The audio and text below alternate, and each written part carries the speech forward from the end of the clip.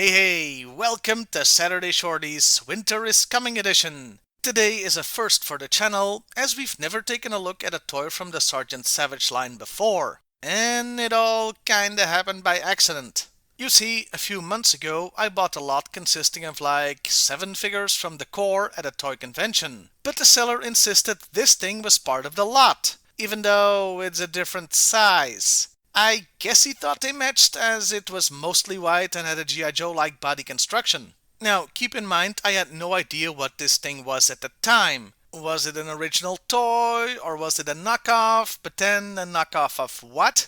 So, I wanted to see if I could find out anything about it, and I was pleasantly surprised to find a 1994 Hasbro copyright stamp on the leg. After that, it was pretty easy to figure out. So meet the Arctic Stormtrooper. This figure was released in 1995 with no original body parts, and was part of the Sergeant Savage and his Screaming Eagles toy line. It's a complete repaint of the Iron Stormtrooper, because of course Hasbro was gonna be cheap even when launching a brand new toy line for G.I. Joe. And it does feel cheap holding it, like it's too light for its size and seems flimsy. Though that last part could be because the toy is 30 years old and in used condition. Maybe that's why the waist movement feels so loose. I guess that brings us to the articulation, which is pretty close to that of a classic G.I. Joe figure, though the head can only move up and down a little bit, and same goes for moving side to side. Also, the leg movement is hampered by the waist. Examining it, there's no O-ring as far as I can tell. Though I can't really check, since though there is a hole in the back, it's only to attach a backpack. There's no screw to take the figure apart.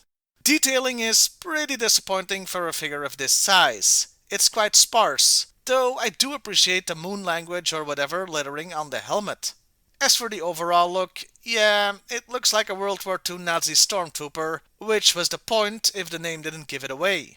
Overall, with this being the first time I've handled a Sergeant Savage toy, I'm not impressed. There's a reason I first thought this was some sort of knockoff. And I can certainly understand why this toy line lasted only 1 year. Still, I would be willing to talk more about Sergeant Savage if the demand is there, either as shorties or as regular Half the Battle episodes. Do let me know in the comments below.